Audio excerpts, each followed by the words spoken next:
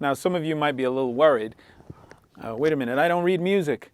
Well, it's not absolutely necessary that you're a great sight reader in order to be a great guitarist.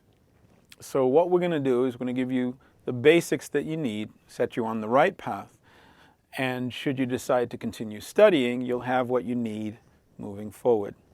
Now, we've already talked about where notes happen on the fretboard, and now we're going to actually look at where they occur in written music. So we're going to start now talking about reading and writing music on the staff.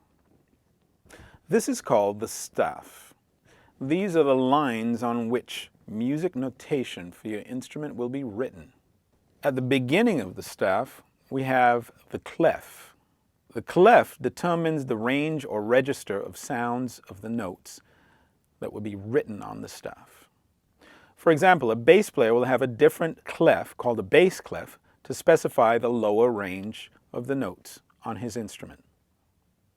The guitar is written in a range or register that is denoted by the treble clef.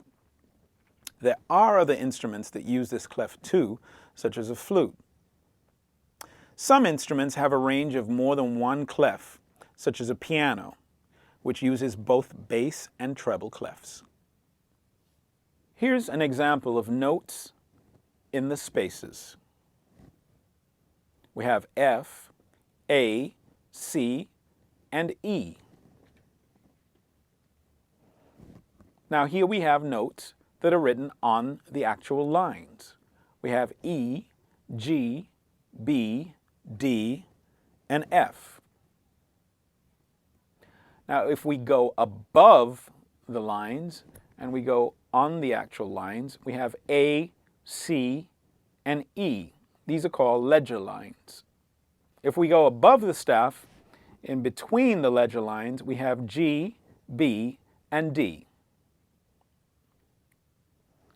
Now below the staff, if we go in between the ledger lines, we have D, B, G, and E.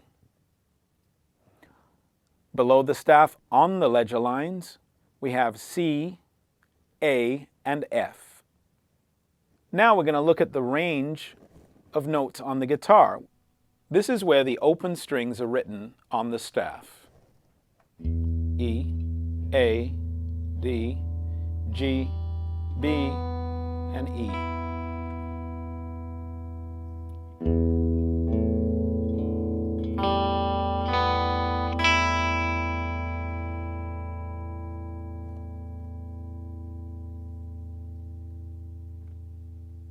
So for those of you who might be looking for a good way to make this whole reading thing a little less painful, one thing that you might do is you can try simply using acronyms. For example, you'll notice that the notes in the spaces spell the word face, F-A-C-E.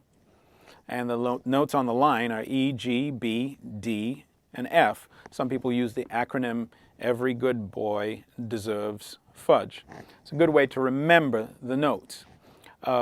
One more comprehensive way that you might try is to get a few pages of blank staff paper and fill in random notes without naming them. Just fill in, from top to bottom, random notes, both above, in between, on the lines, and below the staff, and then go back and simply point to the note and name it. Now, if you do that for enough pages, eventually you'll get tired of counting lines and spaces, and then you'll remember. The note after a while will just pop out and say, I'm an E and I'm an F. Now when you get good at that, and it doesn't take you very long to recognize a note, then go back to the same pages that you've written of notes and try locating some of those notes. Point at the note and try locating the physical note on your instrument. Like that's a B, and then you grab a B, and that's a G, and then you grab a G. And that way, it's a good way towards moving towards learning the location, the physical location of the notes that are on your instrument and where they lie on the staff. Tab or tablature might be described as a more elaborate fretboard map. Tab is a form of music notation that describes fingering positions on the instrument. It's been around for hundreds of years. However, in more recent times, it's become very popular and quite important and necessary in helping the majority of music-loving guitarists learn their favorite tunes. It's an easy and quick way to get the music into your hands and onto your instrument.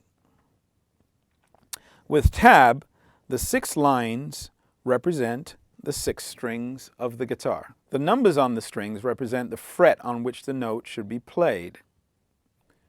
If the numbers occur in vertical column, it means that they're all played at the same time.